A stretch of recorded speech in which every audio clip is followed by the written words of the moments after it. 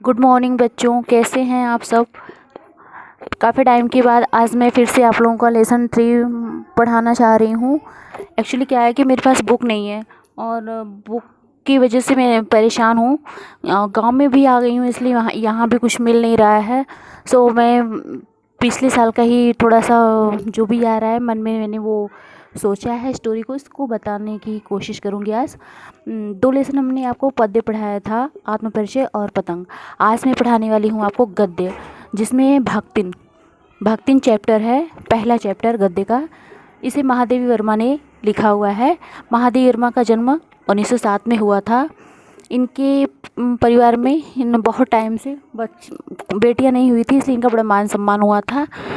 इन्होंने बहुत सारी रचनाएं रची थी, निर्जा, रश्मि, वो गिल्लू, सोना इत्यादि रचनाएं इनकी हैं। तो हम ज़्यादा टाइम नहीं बताना चाहते हैं। महादेवी वर्मा के बारे में आपने पहले पिछली कक्षाओं में पढ़ा है, तो जब स्कूल खुलेगा मैं इनको और भी ज़्यादा अच्छे से बता दूँगी। आइए लेसन के बारे में बताते हैं। तो सबसे पहले हम बताते हैं कि भक्तिन कौन थी। तो आइए जानते हैं इसके बारे में। भक्तिन का पात्र अगर देखें तो इसमें इनके सास ससुर हैं, जेठ जेठानी हैं, इनके पिताजी हैं, इनकी माताजी हैं और लक्ष्मण की बेटियां हैं। तो शुरू करते हैं। किसी गांव में एक लक्ष्मण नाम की लड़की का जन्म होता है, लेकिन उनकी माँ कुछ समय के बाद उसकी माँ का मृत्यु हो जाती है। जब उसकी माँ की मृत्यु हो जाती है तो लोग बोले कि इस बच्ची का पालन पोषण कौन करेगा। तो इनके पिता ने लोगों के दबाव में आकर दूसरी शादी कर लेते हैं। दूसरी शादी यानी कि सौतेली माँ, लक्ष्मण की सौतेली माँ। लक्ष्मण इनका नाम था, मतलब लक्ष्मण आप जानते हो लक्ष्मी किसे कहा जाता है, जो धन दौलत की मालकिन हो और जिसके पास हर चीज़ हो, सुख सुविधा से संपन्न हो। तो लक्ष्मण धीरे धीरे बड़ी होती जाती है। जैसे जैसे वो बड़ी हो रही है वैसे वैसे सौतेली माँ का आक्रामकता इसके प्रति ज़्यादा ही हो जाता है। आप जानते हो सौतेली माँ ऐसे ही होती हैं। कुछ सौतेली माँ तो बहुत ही अच्छी होती हैं, वो काबिल तारीफ़ उनका कार्य होता है, लेकिन कुछ लोगों का ऐसा होता है कि चाहे उनके साथ कुछ ना जितना भी अच्छा कर लो, वो हमेशा सौतेलापन करती हैं। तो उसकी माँ भी सौतेलापन व्यवहार करती थी और उसे बड़ा सताती थी। उससे घर का काम काज हर चीज़ उससे करवाती थी, परेशान कर देती थी। आपको पता होगा कि पिछले टाइम में पहले में जो होता था, हमारे यहाँ बहुत कुरीतियाँ थी। जैसे बाल विवाह, विधवा विवाह, विधवा विवाह कहाँ होता था। और बच्चों का बच्चों में बचपन में ही शादी कर दी जाती थी, 8-9 साल की अवस्था में ही शादी कर जाती थी। तो यहाँ भी इसकी शादी, लक्ष्मण की शादी इसकी माँ ने करवा दी। पिता सोचते थे कि जैसे तैसे लक्ष्मण अपने ससुराल में अच्छे से रह ले। तो जब ससुराल में आई तो लक्ष्मण 9 साल से 11 साल के बीच में उसकी शादी हो गई थी। थोड़ा बहुत, अभी छोटे से बच्चे का क्या समझ, लेकिन फिर भी उसके अंदर थोड़ा ज्ञान था। वह ससुराल में आई, उसे यहाँ के रीति रिवाज सिखाने के लिए लोग तरह तरह का वो करते रहते। वो अपना काम वाम करती रहती थी, जैसा लोग कहते वैसे करती जाती थी। लेकिन थोड़ा सा इसका बहुत अच्छा नसीब नहीं था। अगर नसीब की बात किया जाए तो लक्ष्मण का स्वभाव सब कुछ बहुत अच्छा था, लेकिन नाम के अनुरूप इसके पास कुछ नहीं था। धन दौलत, रुपया पैसा, ऐश्वर्य संपत्ति, ऐसा कुछ नहीं था। कैसे कैसे वो अपना जीवन व्यतीत कर रही थी। शादी के लगभग कुछ महीने हुए थे कि इसके पिता का देहांत हो जाता है। तो जब ये समाचार इसके ससुराल में आई थी तो ससुराल वालों ने इससे छुपा दी, ये बात उससे छुपा दिया था कि उसके पिता की मृत्यु हो गई। तो उसकी सास ने क्या किया कि पहली बार जाएगी तो गम में नहीं जाए, पहली बार जाएगी तो उसे अच्छे से हम विदा करें। तो उसने क्या किया, अपनी बहू को यानी लक्ष्मण को अच्छे से तैयार कर दिया, साड़ी पहनाया और साज श्रृंगार कर दिया, उसका गहने वहने पहना दिया। इस तरह से उसकी विदाई की कि वो अपने घर से अशुभता की तरह नहीं उसे भेजेगी, कुछ जैसे भी मान्यता हो। तो जब वो अपने घर जाती है ना, तो रास्ते में जब अपने घर जाती, अपने गांव के दहलीज पे पहुंचती, तो रास्ते में लोग जो भी उसको देखते तो घूर घूर के देखते थे। तो उसे आश्चर्य होता था, उसे समझ में नहीं आता कि लोग मुझे घूर घूर के क्यों देख रहे हैं, क्योंकि जिस आशा से वो यहाँ आई थी उसके जैसे लग रहा था उसके पैर में पंख लग जाए और वो उड़ के अपने पीहर यानी अपने मायके आ जाए, अपने लोगों से मिले। लेकिन यहाँ आने के बाद जैसे उसको अजीब सा ऐसा लग रहा था कि क्या हो रहा है उसके साथ, सब लोग घूर घूर के उसे क्यों देख रहे हैं, क्या बात हो, कोई बात हो, कोई अनहोनी, उसे एक अनहोनी सही शंका हुआ। तो वो जब अपने घर के दहलीज पे पहुंचती है तो उसकी सौतेली माँ दिखाई देती है। सौतेली माँ देखते ही आग बबूला हो गई। किसको? लक्ष्मण को देखते ही आग बबूला हो गई थी। वह चिल्ला पड़ती है और बहुत खरी खोटी सुनाती है कि अब आई हो, क्या लेने आई हो, अब तुम्हारे पिता अब नहीं है तो इतने दिन के बाद तुम अब क्या करने आई हो। मतलब बहुत सारी चीज़ें ऐसे वैसे उसको समझा, वो करती है, चिल्लाती है, खरी खोटी सुनाती है, उसे परेशान करती है। तो क्या करती है कि लक्ष्मण को बहुत बुरा लगता है, उसे ये पता नहीं था कि ऐसा भी हुआ था। तो वो अपना कुछ कह नहीं पाती है, सिर्फ सौतेली माँ की बातें ही सुनती है जलीकुटी। उसको रहा नहीं जाता है वहाँ, और वह बिना उस घर के आंगन में बिना पानी पिए ही उल्टे पांव वापस अपने ससुराल आ जाती है, अपने मायके से सारा नाता तोड़कर। अपने मायके से सारा नाता तोड़कर जब ससुराल आ जाती है तो ससुराल आने के बाद उसको ये कहा जाता है कि नहीं, तो ससुराल आने के बाद ना वो अपनी सारी भड़ास किस पे निकाले।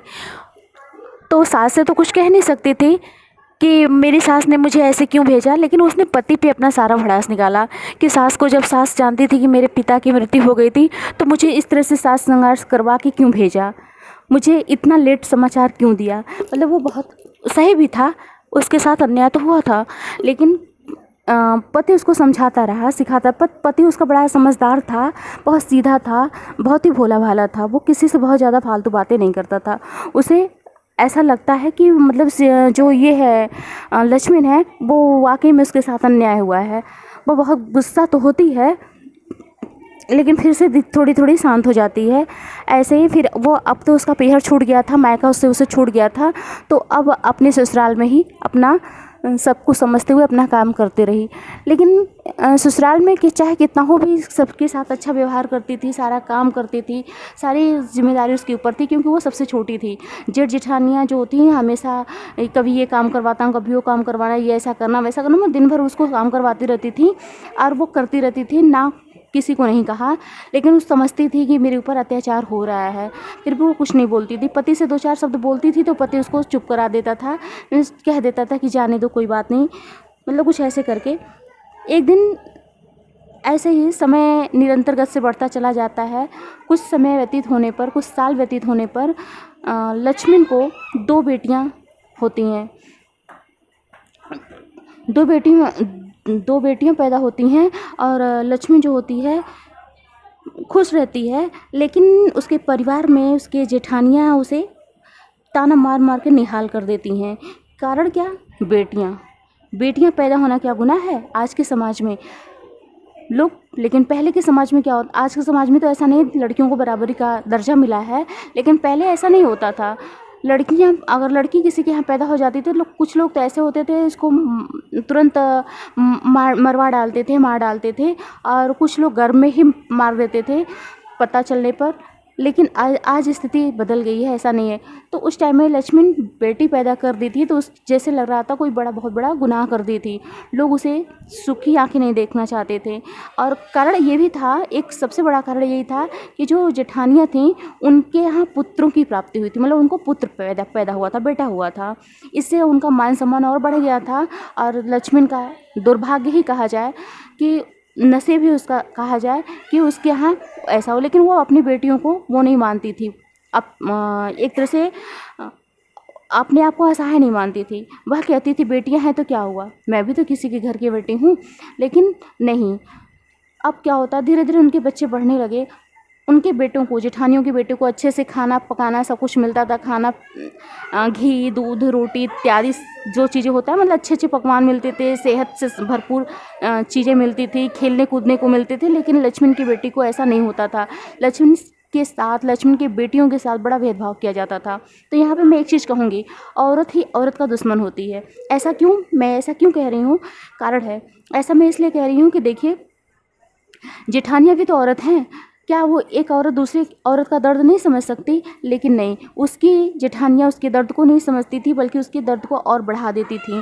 तो उसकी बेटियाँ हुई तो बेटियाँ होने के बाद भी उस पे लोग ऐसे ऐसे अत्याचार करते थे। खैर वो कुछ नहीं बोलती थी, अपने बच्चियों के साथ अपना काम धाम करती थी। अब वो चाहती थी कि उसकी बच्चियाँ काम ना करें, लेकिन ज़बरदस्ती उसकी जेठानियाँ कभी कुछ काम, कभी कुछ उस काम करवाती रहती थी। वह दिन भर खेतों में काम करती थी, खाना बनाती थी, उपले बनाना, मतलब सारा काम, वो जो गोबर से बनते हैं उपले, वो सारा काम करती थी। बदले में उसको रूखा सूखा जो भी मिल जाता था अपने बच्चियों में बांट कर खा लेती थी। दिन ऐसे ही कटते जा रहे थे, लेकिन कुछ उसको असहाय होने लगा था। बहुत आक्रामकता के साथ उसका जीवन निर्वाह हो रहा था। एक दिन वो भड़क गई थी और अपने पति से बोली कि मुझे ऐसे अब इस घर में नहीं रहना है।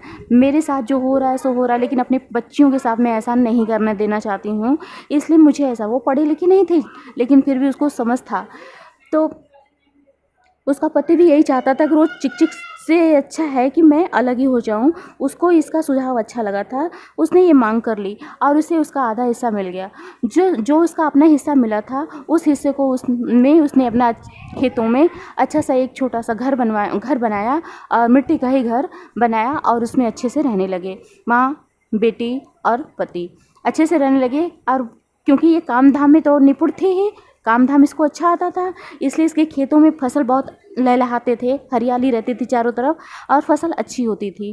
घर का काम काज कर लेती थी, साग सब्जी भी उगा लेती थी। इसको बेच के उसको अच्छे खासे पैसे मिल जाते थे। इधर जो जेठानियों के पास उतनी खेतों के बारे में कोई जानकारी नहीं थी, वो काम से जी चुराते थे, इसलिए बहुत काम धाम करते नहीं थे।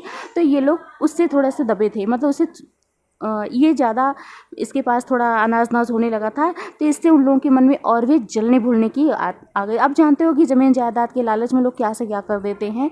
तो यहाँ भी यही हुआ है। उसको लोग लेके, उसके खेतों को लेके अब तरह तरह की बातें होने लगी थी। खैर, अब लग रहा था कि लक्ष्मी के दिन अच्छे होने लगे हैं, लक्ष्मी के सुख के दिन आने लगे हैं। लेकिन यह क्या, वह अभी सुख की अनुभूति भी नहीं कर पा रही थी, सुख भी नहीं बटोर पाई थी कि उसके ऊपर एक हादसा हो गया। वो हादसा बहुत ही ज़्यादा दर्दनाक था, उसे तोड़ के रख दिया। वह टूट गई थी। आप जान सकते हो क्या हुआ होगा? चलिए ठीक है, मैं बताती हूँ। उसके पति की मृत्यु हो जाती है, असमय मृत्यु हो जाती है। वह इस घोर शोक में अपने आप को डुबो लेती है। वो समझ नहीं पाती कि वो क्या करेगी, बिना पति के अपने बच्चियों को कैसे पालेगी पोसेगी, किस तरह से क्या करेगी। लेकिन क्या किया जाए, विधि का विधान कोई कैसे टाल सकता है। धीरे धीरे समय व्यतीत होता रहा। उसने अपनी बड़ी बेटी की शादी कर दी थी, बड़े धूमधाम से अच्छे से शादी कर दी थी। और छोटी बेटी के लिए भी रिश्ता ढूंढने लगी थी, यहाँ वहाँ देखने उखने लगी थी। तो चारों तरफ अब वो खुश भी थी, अपना काम करती थी, ये सब चीज़ें, किसी से कोई मतलब नहीं रखना, अपने काम उस काम मतलब रखना। बेटी भी अपने ससुराल चली गई थी, तो इसे अब एक बेटी की चिंता थी। अब अपना काम धीरे धीरे वो करती थी। समय जो होता है पंख फैला के उड़ता चला जा रहा था। और कहा जाता है ना कि समय की विधि या अपने लेखन की विधि कौन जानता है, अपने भाग्य की विधान को कौन जानता है। अभी लग रहा था कि उसको और परीक्षा देनी बाकी है, लक्ष्मण को और परीक्षा देनी बाकी है। लक्ष्मण को अब अपने नाम से भी घृणा होने लगी थी। लेकिन लक्ष्मण कभी जाहिर नहीं करती थी, उसके ऊपर कितने दुख पड़ते थे, हंस के रहती थी वह। लेकिन अचानक से उसके ऊपर फिर से एक विपत्ति आन पड़ी, और वह विपत्ति ये थी कि उसकी बेटी का जो पति था उसकी भी मृत्यु हो जाती है। इस गम ने उसे और भी ज़्यादा दुख में डुबो दिया। वह बहुत परेशान रहने लगी थी। असमय ही उसकी बेटी की पति की इस तरह से मृत्यु हो जाना, वह बहुत ही ज़्यादा परेशान रहने लगी थी। खैर, कुछ समय के बाद उसकी बेटी भी उसके साथ आके रहने लगी, ससुराल छोड़कर मायके में ही रहने लगी। छोटी की बेटी की शादी उसने कैसे भी करके कर दिया था। यहाँ पे छोटी बेटी का कोई बात नहीं किया जाता है, तो इस तरह से उसकी शादी हो जाती है। अब बड़ी बेटी जो है उसके साथ, माँ के साथ रहती थी। दोनों आपस में काम करते रहते थे, खेतों में काम करना, जैसे निरंतर जो कार्य होता था ये अपना काम करते रहते थे। दूसरों के खेतों में भी काम कर लेते थे, एवज में जो पैसा मिलता था उसे इकट्ठा कर लेते थे। लेकिन फिर भी इतना होने के बावजूद भी लग रहा था कि लक्ष्मण का नसीब पलटने वाला नहीं था, मतलब उसका भाग्य उदय होने वाला नहीं था। वह उसको अभी और भी बुरे दिन देखने थे। सो वह चुपचाप अपने आप काम में लगी रहती थी। उसकी बेटी जो थी वह भी अपने काम, भाई बेटी अच्छी थी, मतलब खाते पीते, घर की तो नहीं कहा जा सकता, लेकिन ठीक थी, जो भी मिल जाता था वो आराम से खाते पीते अपने हिसाब से रहती थी। लेकिन जो विधवा बेटियां होती हैं उनके लिए लोगों की नज़रें कुछ अलग ही हो जाती हैं, किस किस से वो अपनी बेटी को बचा के रखे। इधर जेठ जेठानियाँ जली भुनी रहती ही थी, तो बड़े वाले जेठ जो थे उनका साला, यानी कि बड़ी वाली जेठानी थी उनका भाई, तो साला हुआ जेठ का, तो उसका साला जो था जुआरी था, एक नंबर का जुआरी था, और उसकी नज़र हमेशा उसके ऊपर रहती थी, उसकी बेटी की, लक्ष्मण की बेटी के ऊपर रहती थी। और ये सब भी चाहते थे, जेठ जेठानी भी चाहते थे कि इसकी शादी इससे कर दिया जाए, ताकि जो भी कुछ खेत वोत रहेगा वो हम लोग हथिया लेंगे, जो भी ज़मीन जायदाद का लालच हो। अब ये सब तरह तरह का तिकड़म करने लगे थे उसकी शादी के लिए, तरह तरह के उपाय करने लगे थे। फिर क्या होता है कि लक्ष्मण जो होती है वह ये सबसे अनभिज्ञ थी, वह नहीं जान पाई थी। उसकी बेटी को आते जाते वो राह में छेड़ता रहता, परेशान करता रहता था, सब चीज़ें होता रहता था, वह कुछ नहीं करती थी। लेकिन एक दिन उसे गुस्सा आया, लक्ष्मण किसी काम से गांव से बाहर गई थी, उसे बड़ा गुस्सा आया था, उसे सबक सिखाना चाहती थी, उस जुआरी को सबक सिखाना चाहती थी। उसने वो फिर उस दिन छेड़ा उसे और उसके घर में आ गया था। तो उसने क्या किया, बाहर जब उसके कमरे में आ गया, उसने क्या किया, बड़े उसमें गुस्से में उसने सिटकनी बंद कर देती है। दरवाजे की सिटकनी बंद करने के बाद उस लड़के को खूब पीटती है, पीटते पीटते पीटते पीटते उसको लहूलुहान कर देती है, जी भर के उसे मारती है और उसे लहूलुहान कर देती है। कैसे भी वो बच बचा के उस कमरे से बाहर निकल के भागता है और बाहर निकल के जेठ जेठानी मतलब अपनी बहन के पास पहुँचता है। बहन से कहता है, लेकिन बहन किस मुँह से कहे कि मेरा भाई मार खा के आया है, तो वो गाँव में ये बदनाम करने के लिए, उसको बदनाम करने के लिए, उसका बदचलन है, ये है, मेरे भाई को बुला के उसने उसकी नीयत अच्छी नहीं थी, अपने मेरे भाई को बुलाई और उसके बाद उसने उसका मतलब उसकी इच्छा पूरी नहीं की, तो उसने क्या किया, उसे मार डाला, मतलब उसे मार मार के लहूलुहान कर दिया। अब ये बात पूरी आग की तरह गांव में फैल गई, सारे गांव वाले उसके विरुद्ध हो गए, लक्ष्मण के विरुद्ध। लक्ष्मण आई, लक्ष्मण को विश्वास नहीं हुआ, उसकी बेटी ने रो रो के सारी बातें बोली, लेकिन किसी को विश्वास नहीं हो रहा था। लक्ष्मण को तो विश्वास था, लेकिन और लोग गांव वाले विश्वास नहीं कर रहे थे। खैर पंचायत बुलाई गई, गांव में पंचायत होता है, 5 लोग होते हैं जो मेन होते हैं, वो परमेश्वर के नाम से जान जाते हैं, उनका ही फैसला अटल होता, तो वो जो फैसला कर दे उसे मानना ही पड़ता था। तो यहाँ पे क्या होता है कि पंचायत होता है, पंचायत में लक्ष्मण, उसकी बेटी, इधर से वो सब लोग पहुँचे हुए थे, गांव के कुछ लोग पहुँचे थे, वरिष्ठ लोग जो थे वो पहुँचे हुए थे। यहाँ पे भी वही होता है, क्योंकि यहाँ भी वही चीज़ें आ रहा है, लड़की और लड़का, लड़की और लड़का का भेद। आप जानते होंगे पहले समय में, आज के समय की बात नहीं कर रही हूँ, पहले समय में लड़का लड़कियों में बहुत भेद किया जाता, तो यहाँ भी वही चीज़ें होता है। जो जुआरी होता है उसके चाल चलन कैसा है ये उसको नहीं देखते थे, लेकिन उसकी बातों को लोग विश्वास कर लेते हैं। क्यों? क्योंकि वो लड़का है, लड़का की बातों के मतलब लड़कों की बातों को बहुत जल्दी विश्वास कर लिया जाता है। और लड़की रो रो के अपना सारा बयावत कहती है, लड़की अपनी सारी बात बताती है, लेकिन कोई उसकी बात नहीं मानता है। अंत में पंच परमेश्वर का फैसला होता है कि लड़की की नीयत अच्छी नहीं थी, यानी लड़की ने जो किया सो किया, अब इन दोनों का विवाह कर दिया जाए। आखिर ये कहाँ जाएगी? न चाहते हुए भी मजबूरी में लक्ष्मण को उसके साथ विवाह करना पड़ा। वो तो यही चाहता था, जेठानियाँ भी यही चाहती थी उसकी विवाह उससे हो जाए। खैर विवाह हो गया और धीरे धीरे समय व्यतीत होता रहा।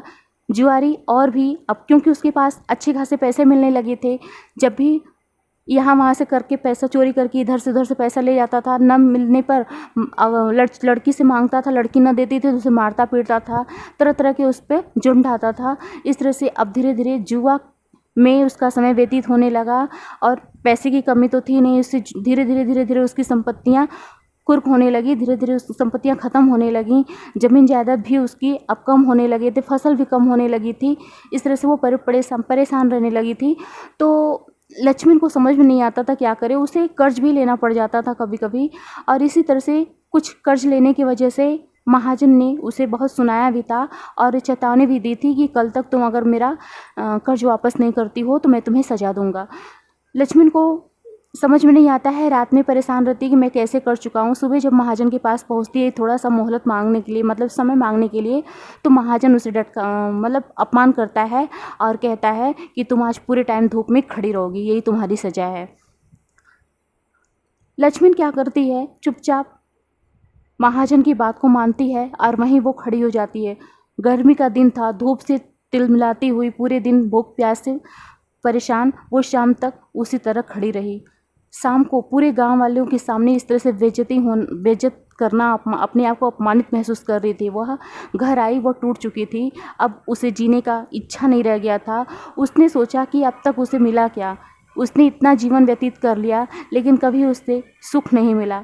उसके नसीब ने क्या, कैसे, किस तरह से उसको घुमाया कि उसके नसीब में कोई सुख नहीं आया। वह अपने आप आत्म मंथन करती रही और अंत में उसने अपना निष्कर्ष निकाला कि मुझे इस गांव को छोड़ देना चाहिए, क्योंकि इस गांव से उसे क्या मिला, इस गांव ने उसे सिर्फ दुख ही दिया है।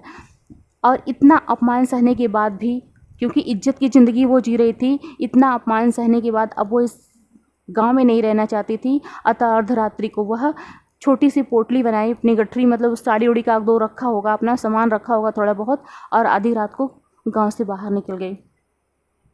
यहाँ शहर में आती है। शहर में उसे जानने वाला कोई था नहीं। वह यहाँ वहाँ भटकती रही। वह सोचती रही कि मैं कहाँ भटकूँगी, मुझे कहाँ कोई आश्रय मिलेगा, कोई सहारा मिलेगा।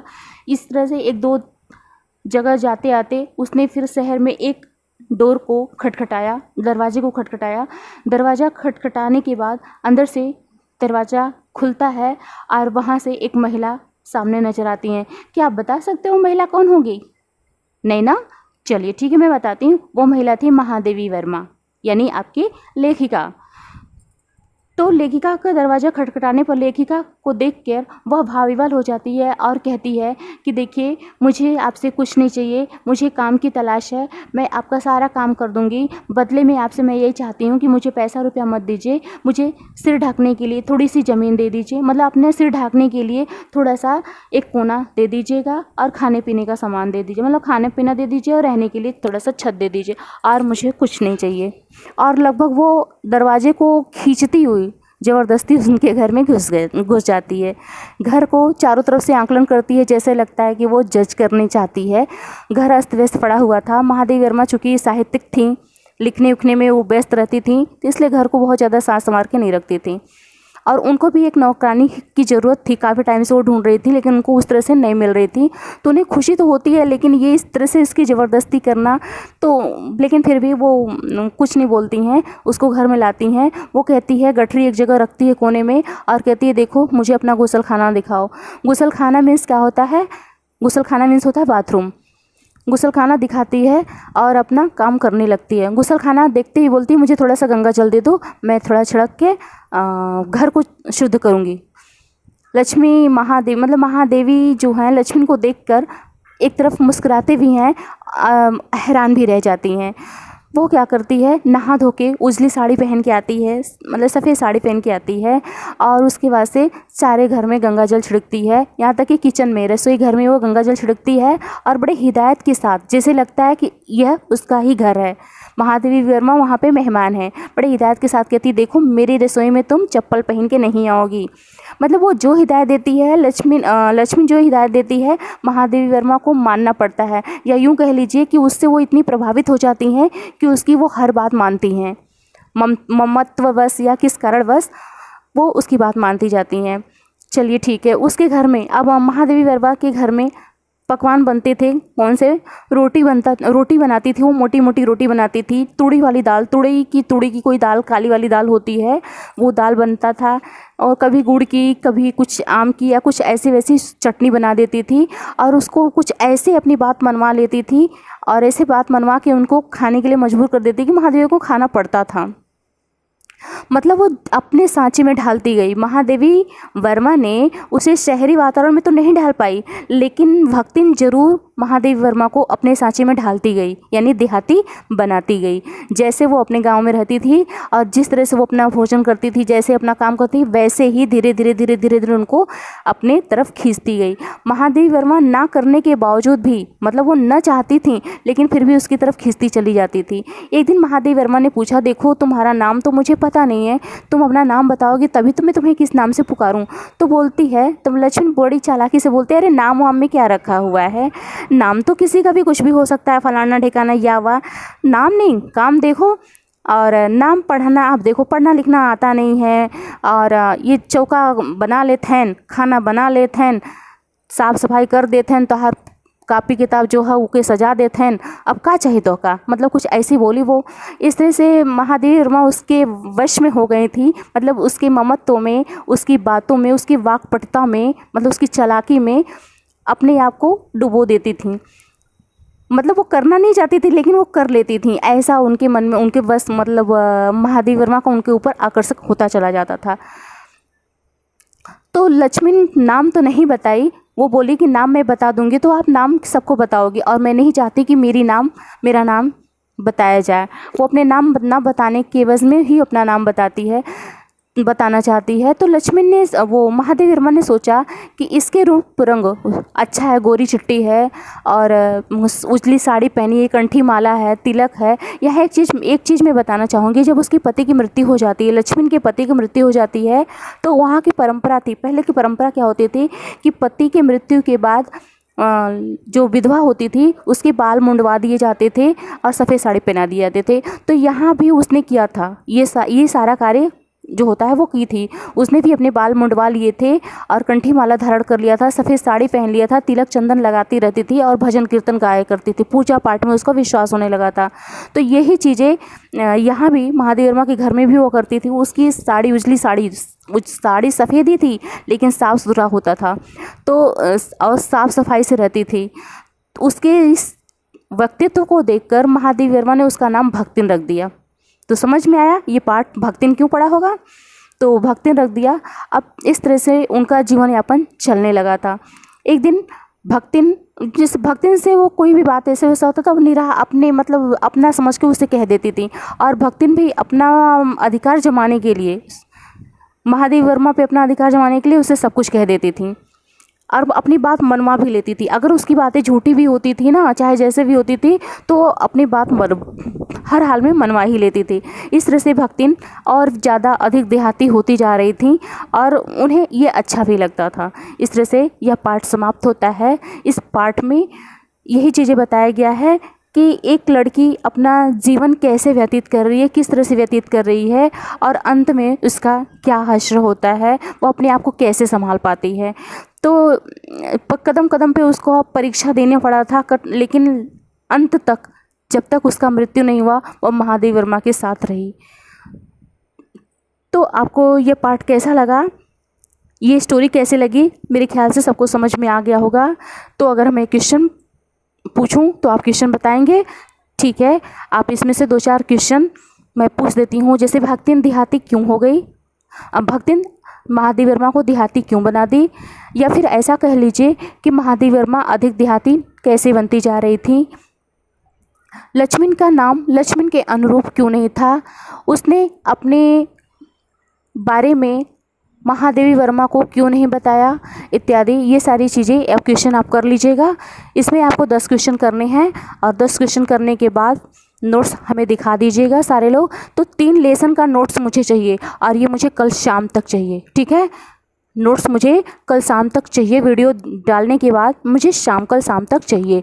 और 3 लेसन पूरा 10-10 क्वेश्चन चाहिए। और हम टेस्ट लेने वाले हैं। टेस्ट का लेसन होगा आत्म परिचय और पतंग। तब तक के लिए बाय।